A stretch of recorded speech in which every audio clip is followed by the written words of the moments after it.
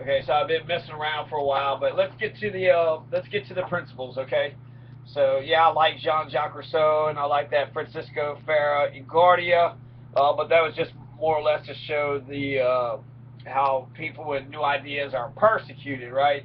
If you can get this thing established and working, and then once it's successful, everybody, right? They say success has a million followers, but defeat is an orphan.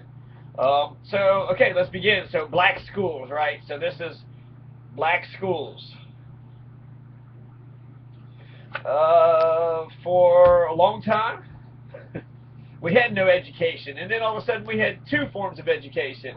We had two public bathrooms, two water fountains, two of everything. When black folks started getting things, and whites were like, "Oh, how come we don't get nothing?" So they started getting some schools, and the black schools, the Freedmen's Bureau, they helped establish them after the Civil War. The W.E.B. Du Bois says that Reconstruction actually shows a good perspective about how democracy is going to work and be effective, and so, in general, what I understand about black schools, okay, is that before integration, actually, we still have black and white schools today, sort of.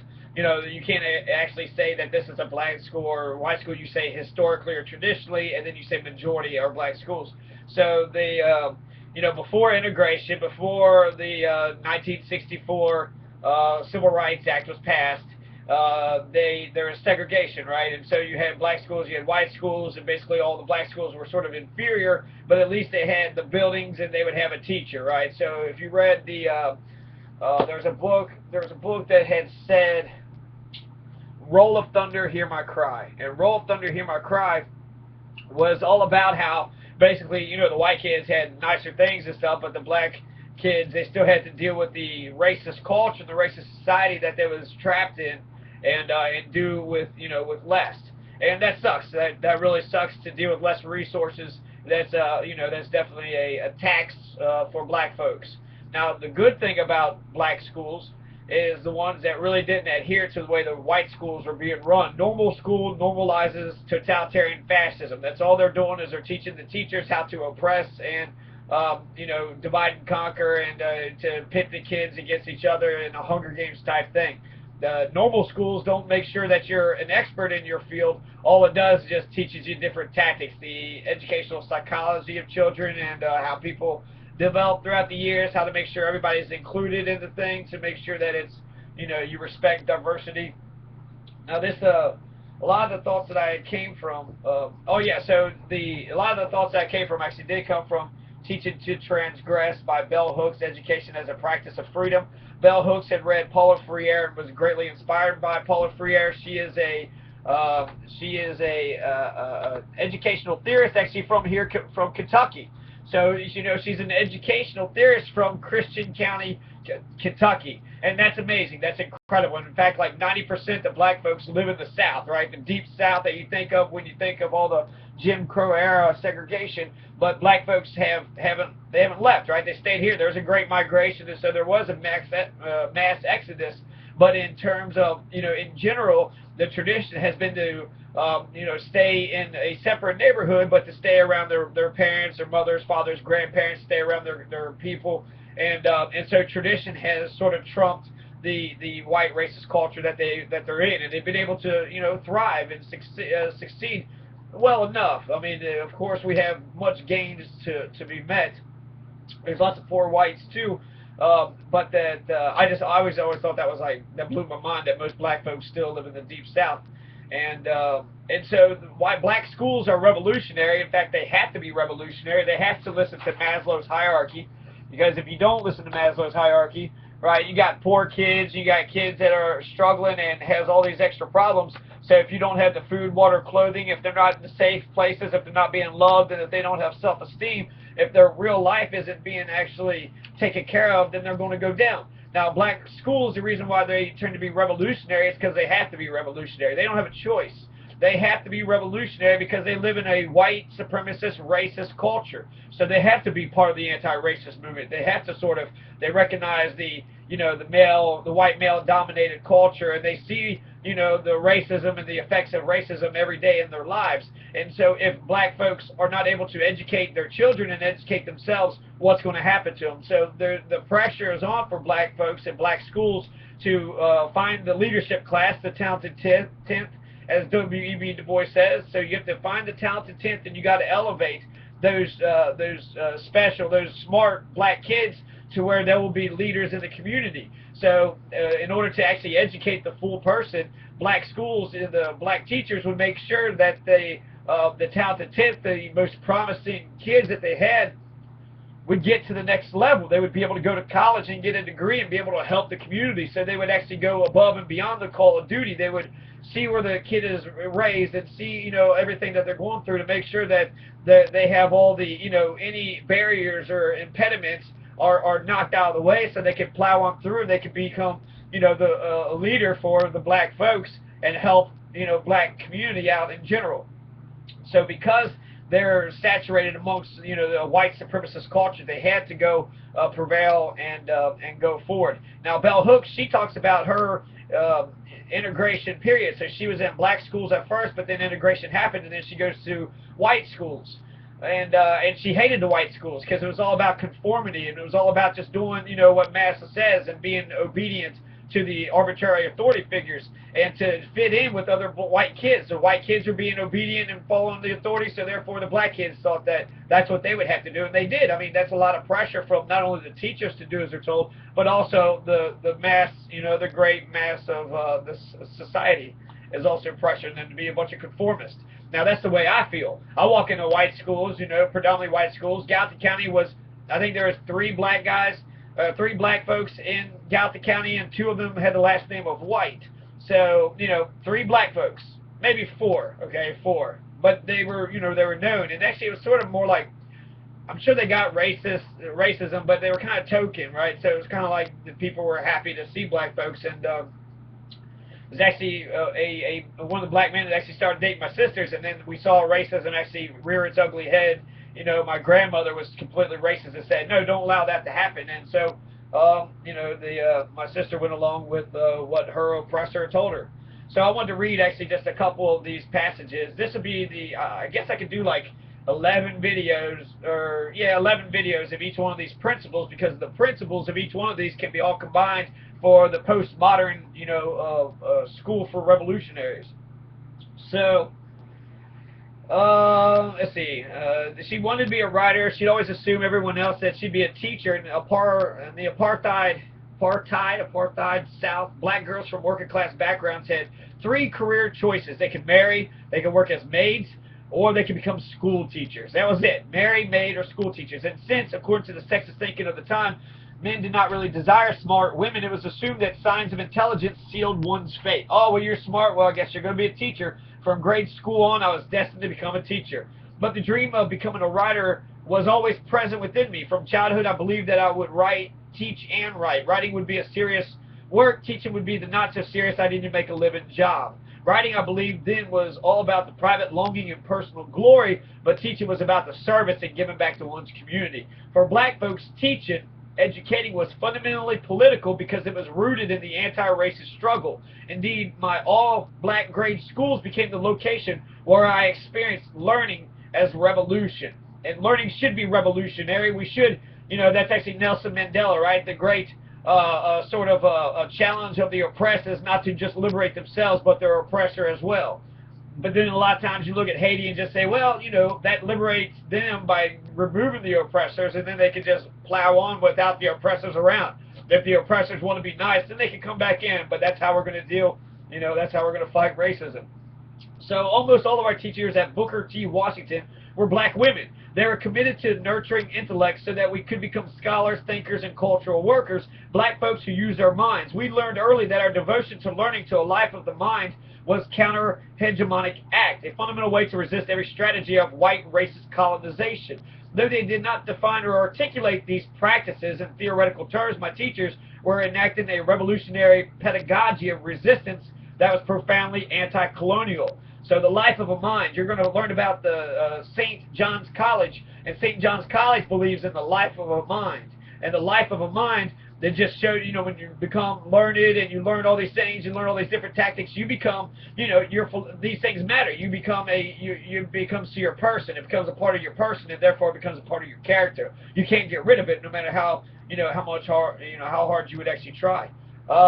Yeah, Jean-Jacques Rousseau, he had actually mentioned something about how he realized that he was unique, and maybe not totally, you know, just him only, but he was different. And actually, I feel, man, I feel like Jean-Jacques Rousseau, and I wonder how many people actually out there feel like Jean-Jacques Rousseau. The amazing man. He put through exile for many years because he published Emilia and the Social Contract, and then Francisco Ferrer-y-Guardia was put to death for starting a school that didn't have coercion. The state wants to coerce their students, force them to think a certain way. And even though you force somebody into something, they will fight it and hate it. Eventually, you know, coercion and domination works. Eventually you can get, you know, for how long did slavery exist? So for using violence and propaganda and indoctrination, you know, the domination had worked. So anyways, within these segregated schools, black children who were deemed exceptional, gifted, were given special care. This is sort of what I was talking about before. Teachers worked with and for us to ensure that we would fulfill our intellectual destiny, and by so doing, uplift the race. My teachers were on a mission. We've got to educate these smart kids. We've got to get them in a better spot. To fulfill that mission, my teachers made sure they knew us. They knew our parents, our economic status, where we worshiped, what our homes were like, how we were treated in the family. I went to school at a historical moment where I was being taught by the same teachers who had taught my mother, her sisters and brothers. My effort and ability to learn was always contextualized within the framework of generational family experience. So they got to say, well, you know, I remember your mother did this, your grandmother did. Certain behaviors, gestures, habits of being were traced back. Attending school then was sheer joy. I love being a student. I love learning. School is a place of ecstasy, pleasure, and danger. To be changed by ideas was pure pleasure. But to learn ideas that ran counter to values and beliefs learned at home was to place oneself at risk, to enter the danger zone. Home was a place where I was forced to conform to someone else's image of who and what I should be. School was the place where I could forget that self and through ideas reinvent myself. School changed utterly with racial integration. Right? So school is fun. That's another thing about school. School is fun and entertaining, and they want you to learn. They want to get you smarter. Okay? So school, with racial integration, it totally changed. Gone was the messianic zeal to transform our minds and beings that had characterized teachers and the pedagogical practices in our all-black schools. Knowledge was suddenly about information only. It had no relation to how one lived, behaved. It was no longer connected to the anti-racist struggle. Thus, to white schools, we soon learned that obedience and not a zealous will to learn was what was expected of us. Too much eagerness to learn could easily be seen as a threat to white authority. Don't learn too much. That's a threat to white, and white people are so, oh my God, white people are so insecure. All you have to do is just speak out an independent thought or say you question education, and it's over. Oh my God, you question it? Oh my God, we don't have a legitimacy. Oh, don't question it. And then they just collapse, right? That's my impression of a white teacher. So knowledge was suddenly about information only, right? Einstein says that experience is the only education, and everything else is just information. So that's not information. That's not a real education. All they're doing is just reading Wikipedia to them, right? So too much eagerness, they couldn't do that. When we entered racist, desegregated white schools, we left a world where teachers believed that to educate black children rightly would require a political commitment. So the politics was brought into the black school. Politics mattered. Now we were mainly taught by white teachers whose lessons reinforced the racist stereotypes. For black children, education was no longer about the practice of freedom. Realizing this, I lost my love of school. The classroom was no longer a place of pleasure or ecstasy. School is a political place. Since we were always having to counter white racist assumptions that we were genetically inferior. So even though you don't put politics into the classroom, that is political in of itself. That's censoring politics. So you're trying to be like, you know, somehow superhuman, like you don't have a political, politics is about the organization of people and about how people use power. Somehow that isn't included in schools. Of course it is. It's all political. It's very political, in fact. So they had to actually counter the white racist assumptions that blacks were inferior. Therefore, they were unable to learn. Yet the politics were no longer counter-hegemonic. We were always and only responding and reacted to the racism of white folks. That shift from beloved all-black schools to white schools where black students were always seen as interlopers, as not really belonging, taught me the difference between education as the practice of freedom and education that merely strives to reinforce domination. A rare white teacher who dared to resist, who would not allow racist biases to determine how we were taught, sustained the belief that learning at its most powerful could indeed liberate. A few black teachers had joined us in the desegregation process, and although it was more difficult, they continued to nurture black students even as their efforts were being constrained by the suspicion that they were favoring their own race. Despite intensely negative experiences, I graduated from school still believing that education could be enabling, that it enhanced our capacity to be free. When I began undergraduate work at Stanford University, I was enthralled by the process of becoming an insurgent black intellectual. It surprised and shocked me to sit in classes where professors were not excited about teaching, where they did not seem to have a clue that education was about the practice of freedom. During college, the primary lesson was reinforced. We were to learn obedience to authority. That's it. That's it. Normal schools is about normalizing totalitarian fascism. In graduate school, the classroom became a place I hated, yet a place where I struggled to claim and maintain the right to become an independent thinker. The university and the classroom began to feel more like a prison, a place of punishment and confinement, rather than a place of promise and possibility. I wrote my first book during those undergraduate years, even though it was not published until years later. I was writing, but more importantly, I was preparing to become a teacher. Accepting the teaching profession as my destiny, I was tormented by the classroom reality I had known both as an undergraduate and a graduate student. The vast majority of our professors lacked basic communication skills. They were not self-actualized, and they often used the classroom to enact rituals of control that were about domination and the unjust exercise of power. In these settings, I learned a lot about the kind of teacher that I did not want to become. This is all me. This is so me. In graduate school, I found that I was often bored in classes. The banking system of education, based on the assumption that memorizing information and regurgitating it, representing gaining knowledge that can be deposited, stored, and used at a later date.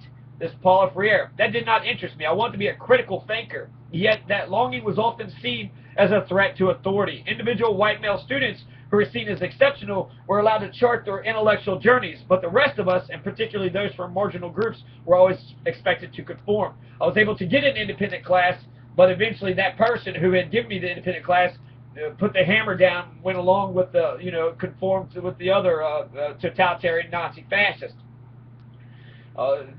Elizabeth Rogers, she would also, which was the person that gave me, the chance to be myself, but then turned on me and stole my entire future away from me. She also says in class she would take pictures, like mugshots of all of her students. So, and she also said that her husband calls her a bitch. So she cannot respect anybody that is beneath her and below her, but somebody that is able to call her out straight up and just say that she's a bitch, right? That's somebody that she will adore and marry. And then why? She says, well, sometimes I can be a bitch. So she admits it. That's like almost like a, it's a badge of honor. So, okay, so that longing was often seen as a threat to authority. So I was able to chart my intellectual journey, but then only for 3 months, and then I was, so not really that far. So I don't see myself as that much different from her. I felt like the minority, the marginal group. Nonconformity on our part was viewed with suspicion as empty gestures of defiance aimed at masking inferiority or substandard work. In those days, those of us from marginal groups who were allowed to enter prestigious, predominantly white colleges were made to feel that we were there not to learn, but to prove that we were equal to whites. We were there to prove this by showing how well we could become clones of our peers, as we constantly confronted biases and undercurrent of stress diminished our learning experience. My reaction to this stress and to the ever-present boredom and apathy that pervaded my classes was to imagine ways that teaching and the learning experience could be different. When I discovered the work of the Brazilian thinker Paulo Freire, my first introduction to critical pedagogy, I found a mentor and a guide, someone who understood that learning could be liberatory.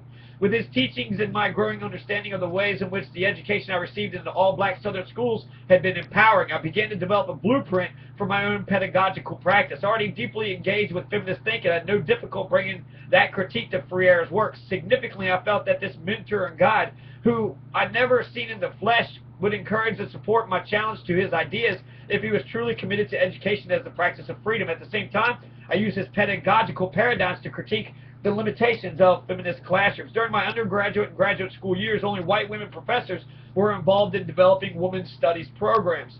And even though I was taught my first class as a graduate student on black women writers from a feminist perspective, it was in the context of a black studies program. At that time, I found white women professors were not eager to nurture any interest in feminist thinking and scholarship on the part of black female students if that interest included critical challenge. Yet their lack of interest did not discourage me from involvement with feminist ideas or participation in the feminist classroom. Those classrooms were the one space where pedagogical practices were interrogated, where it was assumed that the knowledge offered to students would empower them to be better scholars, to live more fully in the world beyond academia. The feminist classroom was the one space where students could raise critical questions about pedagogical process. These critiques were not always encouraged or well received. I remember one of the arguments I got with Karen Dunnigan was that I was not allowed to talk about education to education teachers in an education building. If you can't talk about education to education teachers in an education building, where can you talk about education at? These critiques were not always encouraged or well received, but they were allowed. That small acceptance of critical interrogation was a crucial challenge, inviting us as students to think seriously about pedagogy in relation to the practice of freedom. When I entered my first undergraduate classroom to teach, I relied on the example of those inspired black women teachers in my grade school on Freire's work and on feminist thinking about radical pedagogy. I longed passionately to teach differently from the way I'd been taught since high school. The first paradigm that shaped my pedagogy was the idea that the classroom should be an exciting place, never boring. Remember, Deborah Stinson was one of the teachers at Spalding University. She says you can engage your classroom, but she cannot get herself to say fun. It could not be a fun place. She was like, oh, we'll just go with engaging. So it couldn't be exciting. If it couldn't be fun, then it couldn't be exciting.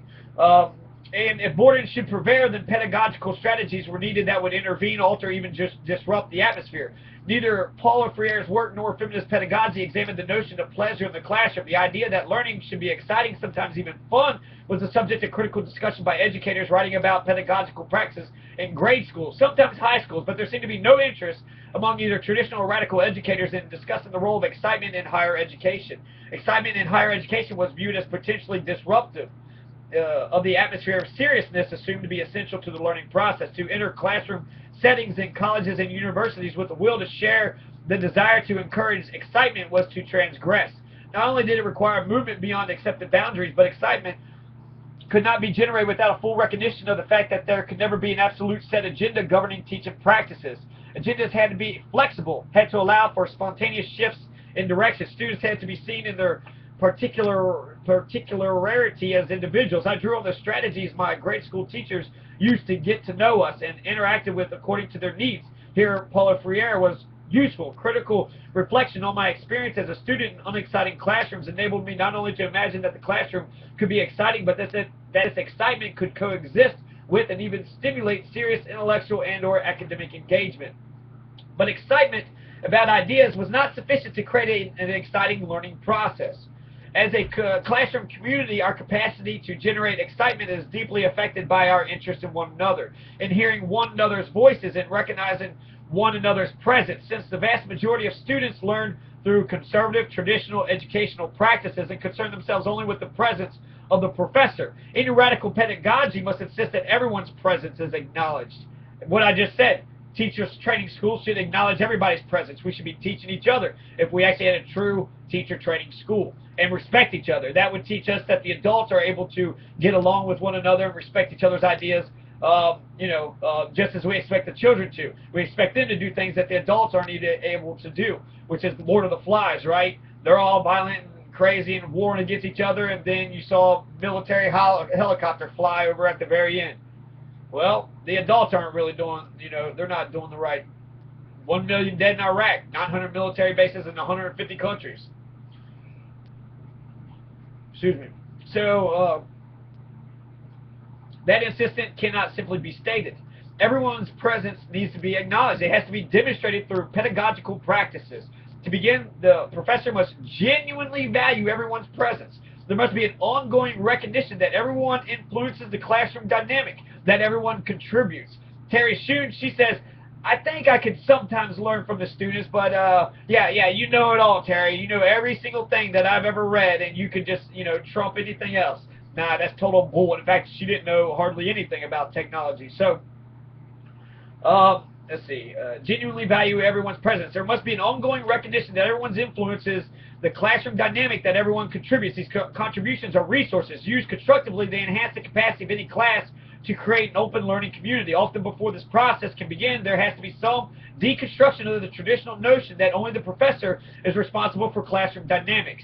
That responsibility is relative status. Indeed, the professor will always be more responsible because the larger institutional structures will always ensure that accountability for what happens in the classroom rests with the teacher. It is rare that any professor, no matter how eloquent a lecturer, can generate through his or her actions enough excitement to create an exciting classroom. Excitement is generated through collective effort.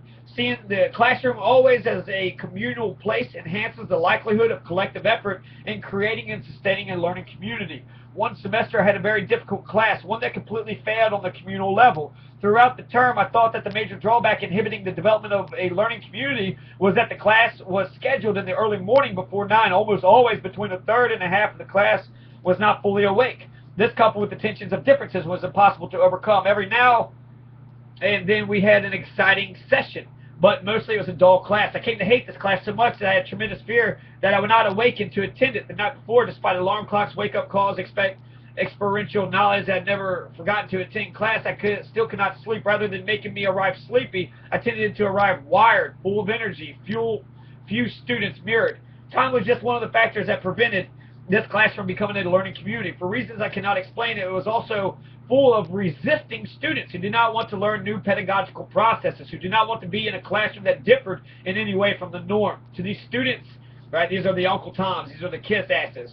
They know how to, take orders, but to give them freedom, both the oppressors and the oppressor are afraid of freedom. To these students, transgressing boundaries was frightening, and though they were not the majority, their spirit of rigid resistance seemed to be more powerful than any will to intellectual openness and pleasure in learning. More than any other class I had taught, this one compelled me to abandon the sense that the professor could, by sheer strength of will and desire, make the classroom an exciting learning community.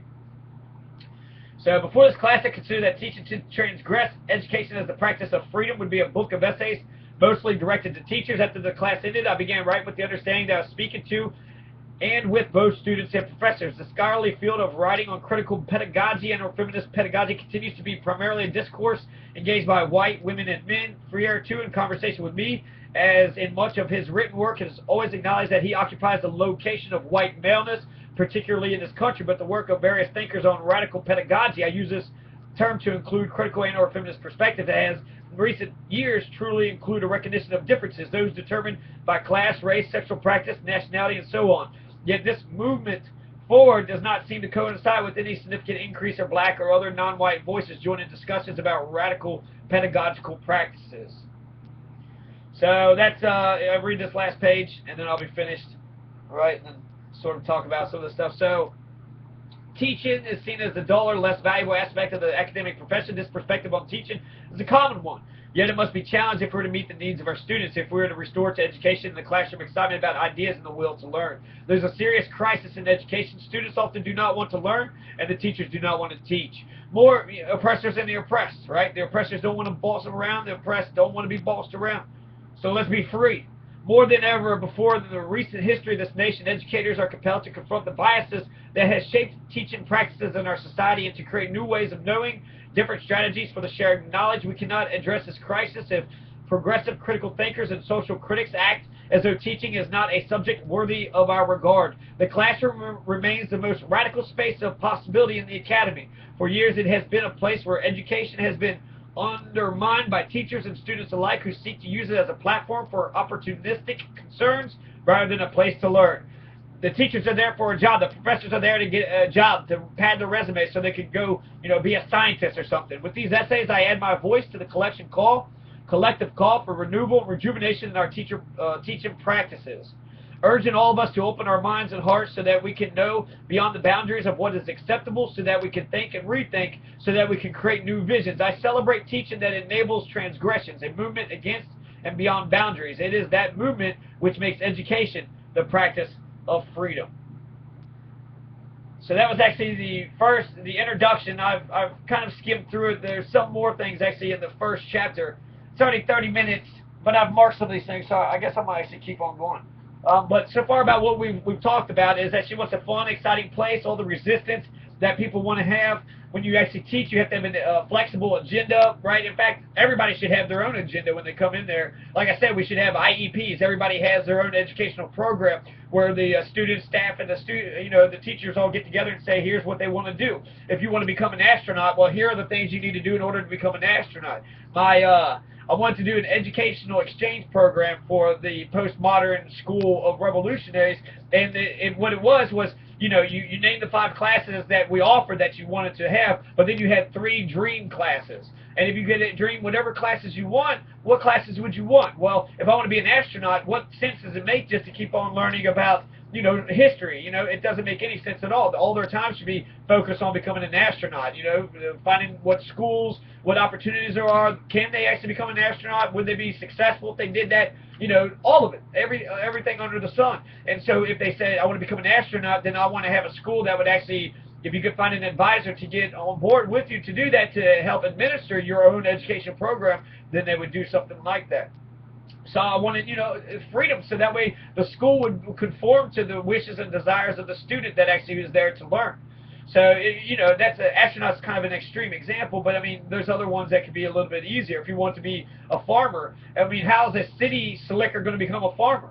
All they do, they're being, they're hanging out with their kid or their family or whatever in the subdivisions, right? They don't have many tools. They can try to raise a few plants here and there, but that's not going to really, they're not actually going to get to the actual joy of raising like lots of plants and that they can save over and over again. They can raise some of it, so having a garden is something. That is revolutionary to have a garden, but to actually have a farm, how are you going to get land? You have to get a house and some land. There's like the agricultural program. Kentucky has agricultural programs out there that you could be able to get some sort of loan or some sort of, you can become like tenant farmers, or you can save up on the equipment. What kind of equipment do you need? Well, you need like some sort of setter to put the plants in the ground. You need to have some sort of, either pesticide or some weed control.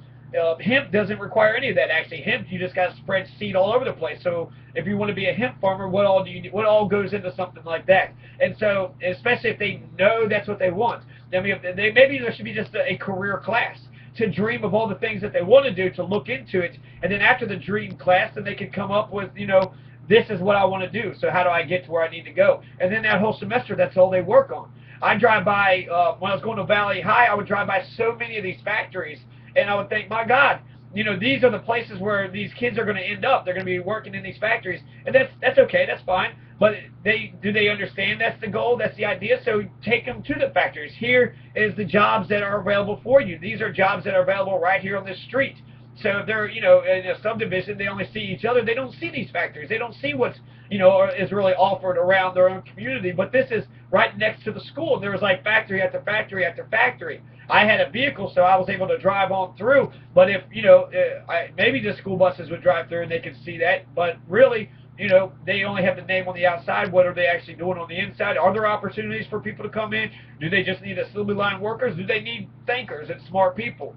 There's people need engineers and they need chemists, And so when you can actually connect with the businesses that's in the community and find out what positions are being offered and then what the student has to do in order to become educated to fit into that position, that's coordination. That's what you need to be doing. There's a coordination failure right now everywhere, really.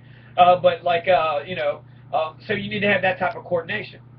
So it should be a fun place. There is a lot of resistance. It shows how black schools and white schools were completely different. Black schools were revolutionary, whereas white schools was just about conformity, and then that conformity basically carries on all the way up into the graduate level schools. And that's what I see too. So let's see, critical awareness. Every student had to be an active participant, not a passive consumer. Paulo Freire has an emphasis on praxis, and then praxis is action combined with reflection. First you do, then you reflect. Then you do, and then you reflect. And you keep on doing that, and that's the process how we become smarter and better. There's a Thich Nhat Hanh. He has a holistic approach to actually raise, the whole person. Let's see.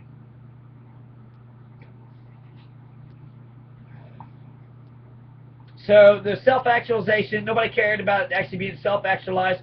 Maslow's hierarchy, that's where that comes from, Maslow's hierarchy. So there's 4 levels behind or underneath self-actualization that needs to be completed before they actually can have, they can start to truly learn. And so in order to actually make sure all the four things are met, I mean, my God, I just think of the West End. I think of, I took all these black classes at University of Louisville, and I know a lot of black history, probably more black history than most black folks. And so in West End, I see, I just see so many issues, right? I had issues actually in the West End. It might have been just because I was by myself and, the color of my skin. But that's actually naive to think that that was the only reason. I did have a target, like a target right on my head. But to think that other kids aren't experiencing like sort of violence and crime and being robbed. I hear about people getting their stuff stolen at Christmas time. They have all these issues that's going on in the West End. How are we going to expect these children to learn when they have, no food, or when they're going homeless and they're sleeping on someone's porch, or when all their stuff had just got robbed, including their school books, How are we expecting them to learn when they are not in safe places, when they have, are they in loving situations? Do they have high self-esteem? Are they getting their basic things that they need just to live? And I think that there are a lot of them that are, Actually, I drove through the West End. I was like, where's the ghetto? Because there's a lot of nice houses and a lot of nice places there. And so really, it's almost like there's more of a ghetto mindset than there is a real ghetto. So there's, like I said, that do the white teachers understand that they had to go through all these struggles? When I had got robbed and I couldn't show up to the first day, they were going to kick me out. Spalding University wanted to kick me out of the university right then and there. I got robbed. I got robbed when I went to go get my TB test for 1 hour. So I was gone for an hour and I got hit.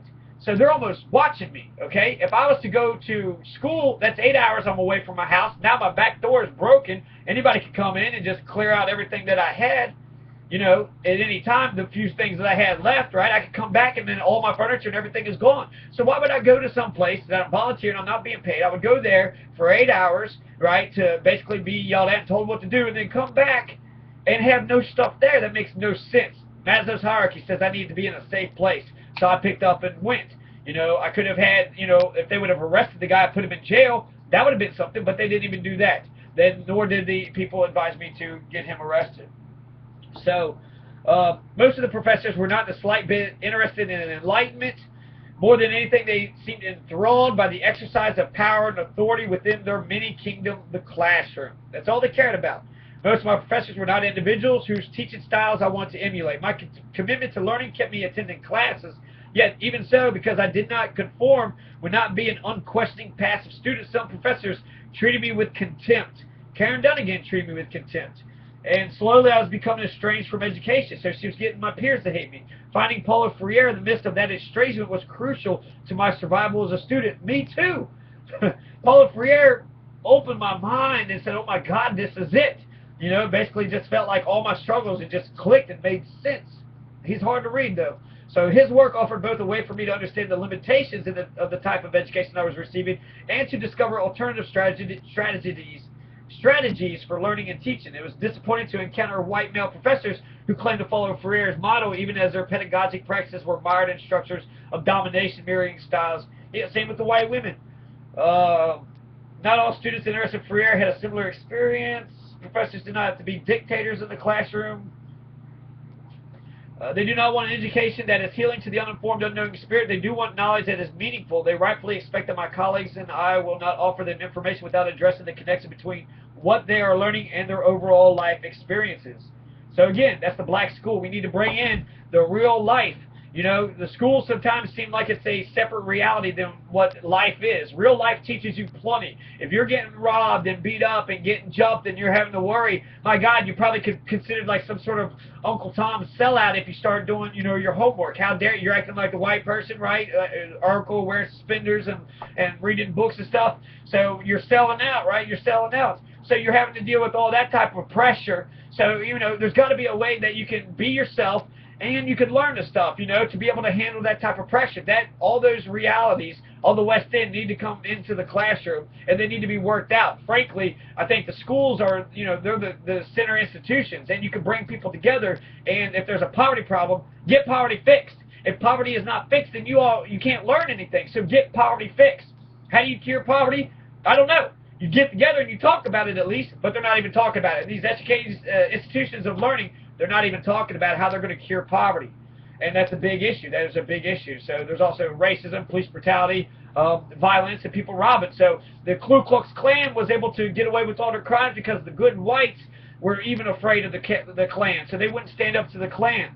I see the exact same thing in the black communities. You got gangster thug wannabes, right? And they're not even, I don't know, some of them might actually be down in the dirt and actually needing, that's the only option that they have. But the guys that robbed me, they were stuck up, they were spoiled, they had nice SUVs, their daddy paid for everything, they dropped out, didn't have a job, really finding an easy lick, an easy way to rob somebody. That was just, it was just a fun time for them. They didn't need it. I went to Haiti, and those people in Haiti needed to rob other people so they could eat. So they had a real-life justification for actually robbing and stealing from me, and they wouldn't do that. They had more dignity and more, more dignity and more sort of sense for themselves and empathy for others than what the folks in the West End did. And that's incredible. There's real poverty in Haiti, but not. There's real poverty in the West End too, but I see a lot of nice houses and a lot of middle class people that are, squandering their lives away just for the fuck of it, and that's unfortunate because, and I think a big part of it is 80 to 90% of the education system is white females, and then the police 80% or so are white males. So you get 80% white females plus 80% white male cops. That equals 50% jail, black jails. So that's just a surface analysis, but there is some truth to what I'm saying. And so the political reality of just not the black folks, but actually everybody should come into the classroom, and then that way, what ails the community is going to ail the kids. So solve the community ails, solve the poverty, solve the crime, solve the sort of the culture. That sort of I don't know. Actually, I don't want to actually say that you should be like the white folks. Don't be like Urkel. Really, you can be a smart person and cool. Those do not have to be contradicting. Okay, you do not have to walk around like a little nerd with pocket protectors if you want to learn how to be an engineer.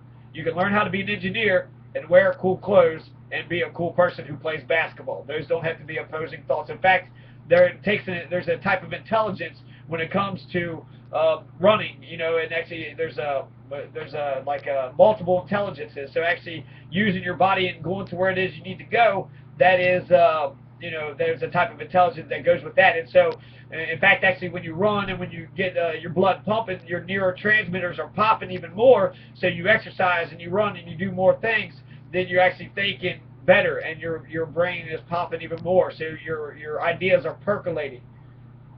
When you're an athlete. So those two things do not have to be the opposites, and very much they should be one and the same. Educate the mind, educate the body. A weak body is going to have a weak mind, and vice versa. So yeah, let's bring the politics into the classroom. Let's be more like the black schools, and stop being like the conformist white schools. Instead of actually forcing the black kids to become like the white kids, we should see the black kids and see how they're acting and behave more like them, okay? Because they see all this and they're like, what are you all doing? Why are you listening to this weird asshole right here? That makes no sense. They're more expressive. There's a lot of good things with black folks. So yeah, black schools. That's the first thing. And then the next thing is going to be Waldorf, Reggio Emilia. And I probably won't put as much emphasis on those as I did with this one, but coming up.